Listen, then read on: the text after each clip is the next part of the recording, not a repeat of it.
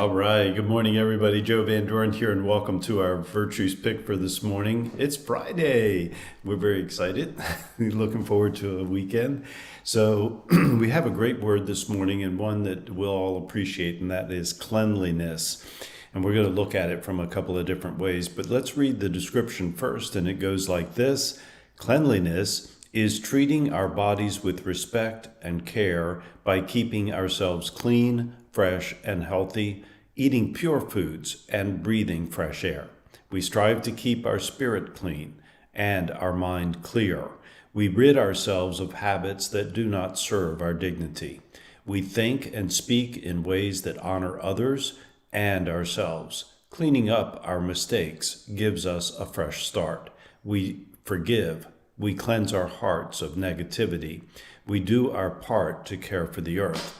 Cleanliness around us makes our souls peaceful. Cleanliness within us brings more peace to the world. So what a beautiful virtue. And if you're the mother or father of an older boy especially, you'll know that getting them to do the shower thing and brush their teeth and all those things becomes a little bit more difficult around that age of 11 or 12, sometimes sooner, sometimes later. But nonetheless, cleanliness is a virtue, and certainly our body is a good place to start. And it's where we start when we're teaching our kids about cleanliness. And so, as with most of the virtues, we can start in a place that's very physical, concrete, and then we can move to the other parts of this meaning and what it looks like in your family as they get older, and we can talk about those things, right? And so it's in every aspect of our life that this particular virtue is helpful, and it is one that does help us to gain a certain amount of, shall we say, spirituality, a certain amount of reverence, first for our bodies, but then for our minds too, right? And so when I'm thinking about cleanliness, typically I'm a pretty clean guy. So, but there's other areas like my desk sometimes is a mess. In fact, right now there's papers all over it and notes that I've taken from different, phone calls that I've had and things like that, and they're all sitting here, and and I need to be a little bit more organized with that. And when we're organized, or at least when I'm organized, I do feel better about myself, and I'm able to do things more effectively. And so that's that's a part of cleanliness for me anyway.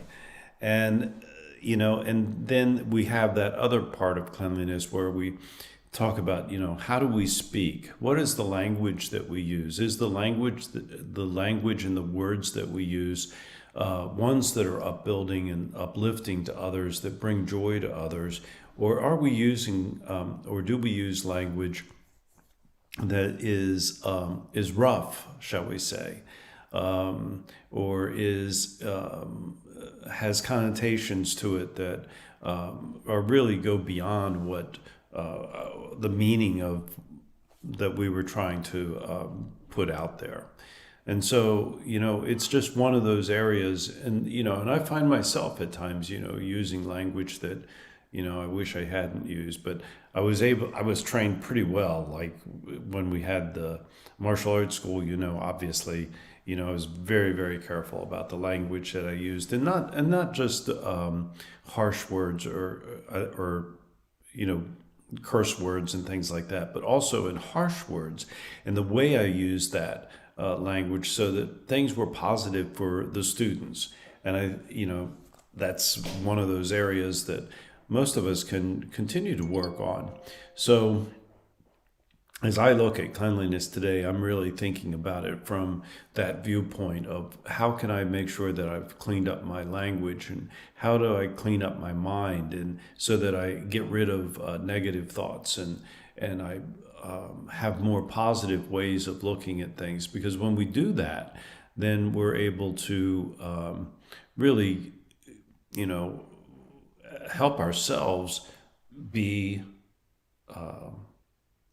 have better habits and help ourselves to be the best person that we aim to be, the one that we aspire to, right? So that's what I think about when I think about cleanliness. It's not just that physical thing, but though it starts there, and that's a good place to start. So if I'm a parent and if I was in your physical shoes and had a young child, how would I help them to learn and develop this virtue of cleanliness? Well, it starts with our own example. If we as a parent are physically not clean, and I say that as in not organized, and that we don't put things away, we don't accomplish the dishes after a meal, things are just all over the place.